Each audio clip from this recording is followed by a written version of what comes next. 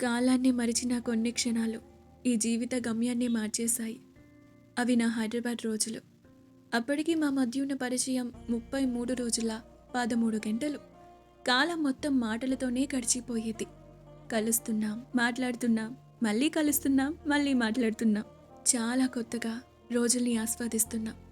ఆ హైదరాబాద్ రోడ్లో, ఆ స్ట్రీట్ లైట్స్ కాంతుల్లో, ఆ డిఎల్ఎఫ్ వీధుల్లో, ఆ హాస్టల్ మెట్ల దగ్గర మా కథలు, మా మాటల్ని రాసాం. అలా మా ప్రయాణం ముందుకు వెళుతుంది. కానీ ఆ రోజు ప్రతిరోజులానే ఆ రోజు కూడా ఫోన్ మాట్లాడుకుంటున్నాం. చాలా సమయం నుంచి మాట్లాడుకుంటున్నాం. కానీ ఆ రోజు మాటలు వేరు. నా జీవితంలో నేను చూసిన, నా జీవితంలో నేను దాటిన ఎన్నో అనుభవాలు. వాటిల్లో కొన్ని నా మాటల్లో భయాన్ని, నా కళ్ళల్లో కన్నీళ్ళని, నా హృదయంలో బాధని నాకు తెలిసేలా, తను వినేలా చెప్తున్నాను. నేను మాట్లాడుతుంటే తనకేదో అవుతుంది. నాకది తెలుస్తుంది.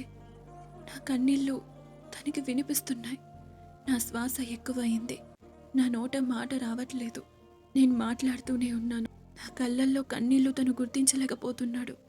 నా మౌనాన్ని గ్రహించలేకపోతున్నాడు. నాకేం అర్థం కావట్లేదు. నువ్వు కిందకి రాని చెప్పాడు. వెంటనే అతని బైక్ తీసుకుని నా దగ్గరికి వచ్చాడు. నా జీవితంలో నేను ఊహించలేదు నా కోసం తను వస్తాడని.